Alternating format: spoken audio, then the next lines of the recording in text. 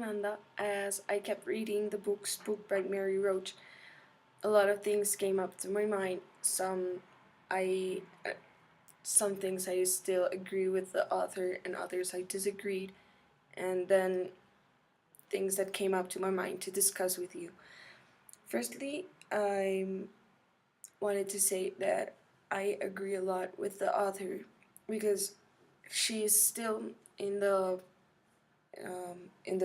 pace of reincarnation, and she's still looking into certain cases in India. She says that as she was going through the cases, a lot of other kids would come up to her and to Dr. Rawat to say, like, I'm a case of reincarnation, and look at me, I know things of my past life, or things like that. She said that she was having a crowd of more like 50 kids saying, look at my case, I reincarnated, I have proofs, I remember things, and things like that. And I believe that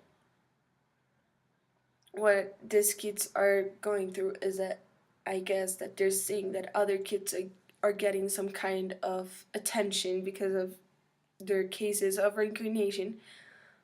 But I disagree in that people need cases or proofs, because in my part I do believe that reincarnation happens to all of us, but I certainly don't believe we need proof about that.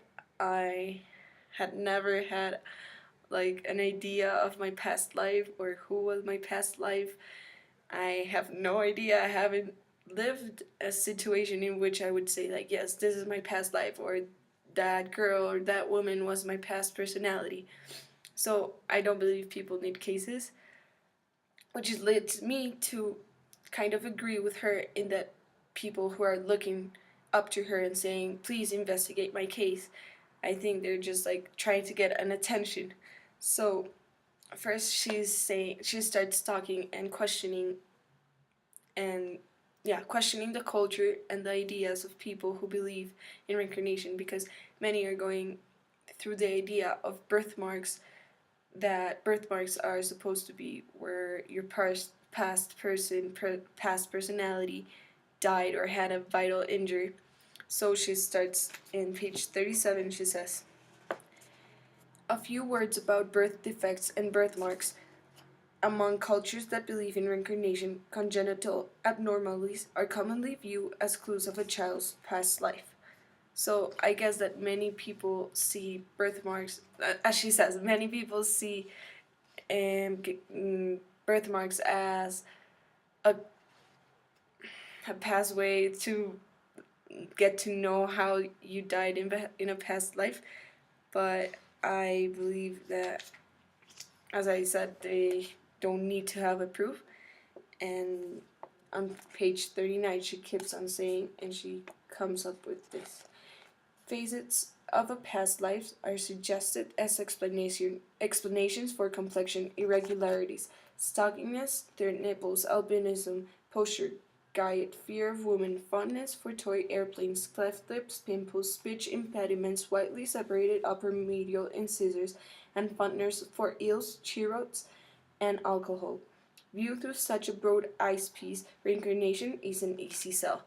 That's where I agree when people are trying to connect simple things in their life, such as what she mentioned, or I don't know, um, preferences between foods or lifestyle and things like that. And when people are trying to connect those life como choices or personalities they have with someone else, is growing up with their imagination. And there's where I agree on another point. Well, I don't know if I agree with her, but I think what she's saying is really clear, in the sense that she's saying that many people who are coming up to say, I have a case of reincarnation, maybe up to their imagination or their parents' imagination. And I believe it's true when people are trying to get proofs of a past life, I believe that from kids, they could just be inventing something they heard from another person, from their parents, from a brother, and they're just trying to move on from that story and create a new story. Or from parents that they're misinterpreting what the kid said. And she says, uh, she says it right. In page 36, she says, I was about to ask Dr.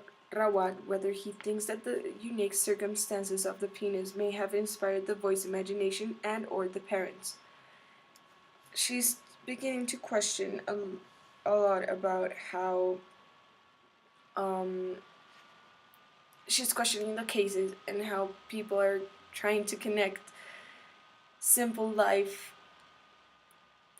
how do I say, choices or just events, situations, etc., with a past life. So I agree in somehow that, as if she's saying all of this, seeing such cases and people talking about their past lives, she can assume that some are imagination and things like that. Then, what I wanted to talk about that came up to my mind and I wanted to discuss with you is religion, partly because on page because she starts talking about how literal people believe in religion, in their beliefs, in the teachings and everything. So in page 43 she says, to say that Hindus believe in reincarnation is in and itself rather meaningless. Catholics believe that that they are eating the body of Christ when they take communion. But how many believe it literally? As we discussed in the past video, we both know that we at some point in our lives started questioning the beliefs people were teaching us. So, how do you think that people actually take literal their religions?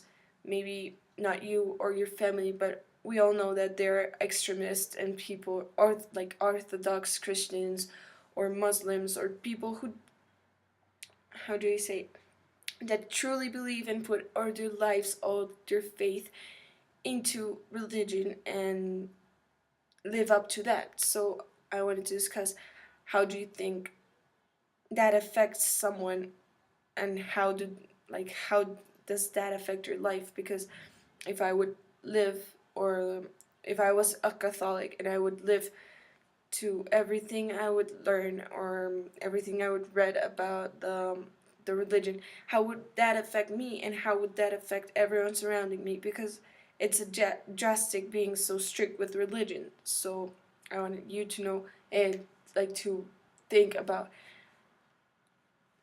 how literal do you take your religion, or if you have, or if that questioning time in your life affected that strictness, or how deeply you took your religion. And another thing, as well, we already discussed that you don't believe in reincarnation, but I do. But what do you think about life in general? Not about reincarnation, but about life. Connecting it with what do you think? Because something that came up to my mind that I really disagree with the author is in page 32. She talks about life in Delhi, and she says, rural India seems like a place where life is taken away too easily. Accidents, childhood diseases, poverty, murder. If you'll be back for another go, why get too worked up about the living? I completely disagree with this. Completely, because I don't think, well, from the beginning, I disagree with this because I know a lot of people have rough situations and life conditions are not as good as others. But I truly believe that people don't go through life like just saying, I don't care if I die because I'll come in another life later. For my part, I've never think of that. I completely believe in reincarnation, and I know when I die I'll be back in the world, in another life, in another spirit. No, not in another spirit. Like feeling my spirit in another body. So, but I don't go through life saying like I don't care if I fall from a 5th floor building because I'll come up to the world again. That's insane, and I believe that that's the culture in India. What if people go, as she says in the same page, she says, um, exhortations to blow horn, please. Sorry, sorry. In India, everywhere you look, people are calmly comporting themselves in a manner that we in the States would consider a terrible risk. So that's why I think she's so surprised, and then she connects it with people taking life easily because it's not her culture. Of course, if you go to another country and see people taking their life differently or doing things differently, of course you're gonna get surprised. But that doesn't mean they're taking their life easy. I just think it's their culture, and she just sees that as weird because she wouldn't take those risks as she says it. So, as I said, I've never taken my life easily or wouldn't think that just because I'm gonna reincarnate, I really don't care if I die. So that's what I think about life. I think life is a really precious thing that we are we are all blessed to have. Um, some people do have the situations harder than others, or others have a better situation than other people, or a lot of people in the world. But that doesn't mean life is insignificant. I just think that people have to. I don't know if this sounds too strong, but I think people have to go by with what they have, because I believe that yes, you could change your situation, and yes, you could try hard and work hard for another, not life, but another situation and living conditions. Yes, and I think that's great. People going up into, I don't know, like let's say going up into a social status because that's what they want, or gaining money because they work hard. I think that that is really significant. No, I don't know.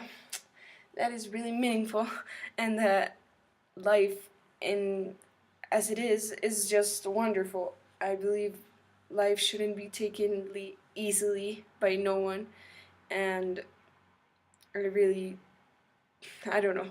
I just want to know what you think about life, and if you at some point have taken your life easily, which I doubt, but that's what I wanted to know. Thank you.